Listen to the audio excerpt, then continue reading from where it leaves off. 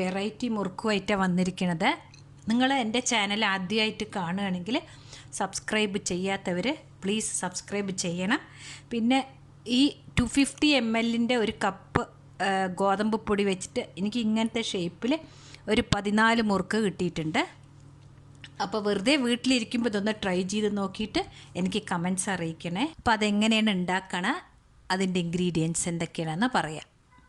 ഒരു കപ്പ്, അതായത് 250 ml ഒരു കപ്പ് ഗോതമ്പ് പൊടി എടുത്തിട്ടുണ്ട്.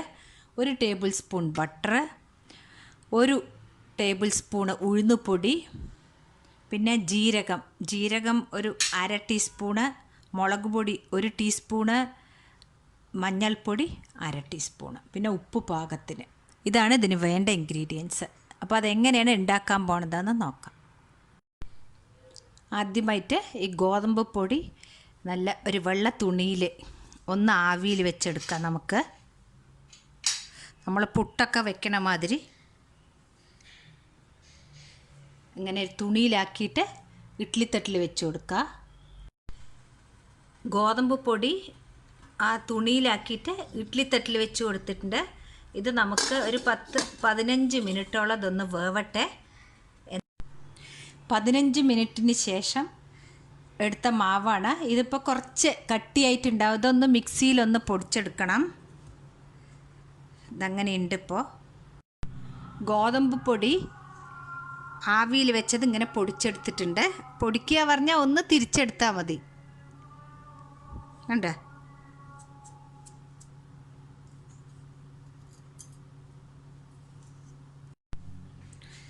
ഈ പൊടിയിലേക്ക് ഈ ഉഴുന്നുപൊടി, ഉപ്പ്, ആവശ്യത്തിനുള്ള ഉപ്പ്, 1 ടേബിൾ സ്പൂൺ വെണ്ണ, പിന്നെ നമ്മൾ എടുത്തു വെച്ച മുളക് പൊടിയും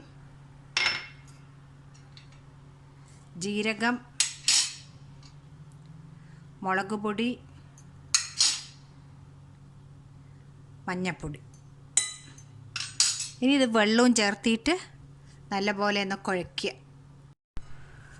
മാവ് ഇതാ ഈ പാകത്തിന് കുഴച്ച് വെച്ചിട്ടുണ്ട്. നമ്മളിപ്പോൾ ചപ്പാത്തിക്കൊക്കെ ആണെങ്കിൽ അത് ഭയങ്കരമായിട്ട് ഒട്ടിപ്പിടിക്കില്ലേ?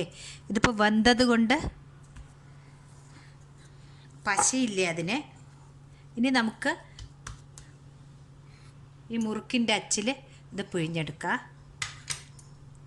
ഞാനിപ്പോൾ ഈ ചില്ലിലാണ് പിഴിയാൻ പോണത്.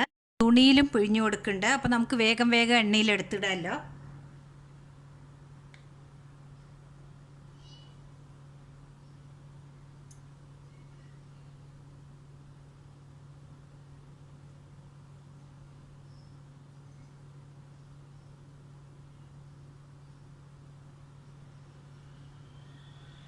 ഈ പിഴിയാൻ ബുദ്ധിമുട്ടൊന്നുമില്ല.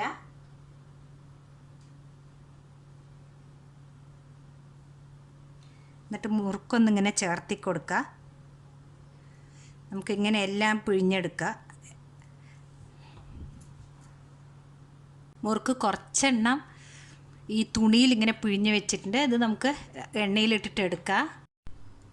ഒരു പാനിൽ എണ്ണ ഒഴിച്ചിട്ടുണ്ട്. നമുക്കതിലേക്ക് ഓരോ മുറുക്കായിട്ട് ഇട്ട് കൊടുക്കാം.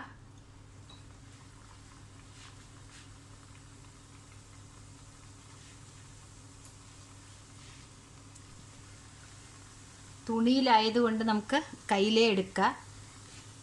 പിന്നെ ഇത് അധികം ഹൈ ഫ്ലെയിമിൽ വെക്കേണ്ട, കാരണം ഗോതമ്പ് പൊടി വെന്തത് കൊണ്ട് നമുക്ക് മുറുക്ക് വേഗം മുരിഞ്ഞ് കിട്ടും.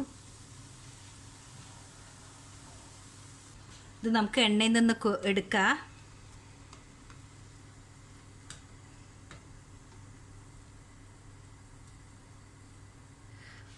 മുറുക്കെല്ലാം ഉണ്ടാക്കി കഴിഞ്ഞു. ഇതാണ് നമ്മുടെ ഗോതമ്പ് പൊടി കൊണ്ടുള്ള മുറുക്ക്. ഇപ്പം എല്ലാവരും വീട്ടിൽ വെറുതെ ഇരിക്കുകയല്ലേ, അപ്പോൾ ഇതൊന്ന് ട്രൈ ചെയ്ത് നോക്കൂ. വളരെ പെട്ടെന്ന് തന്നെ കഴിഞ്ഞു. ഒരു മുറുക്കെടുത്ത് പൊട്ടിക്കുക. ഉണ്ടോ? അത്ര ക്രിസ്പി ആയിട്ടുണ്ട്. അപ്പോൾ നിങ്ങളെല്ലാവരും ഇതൊന്ന് ട്രൈ ചെയ്ത് നോക്കൂ.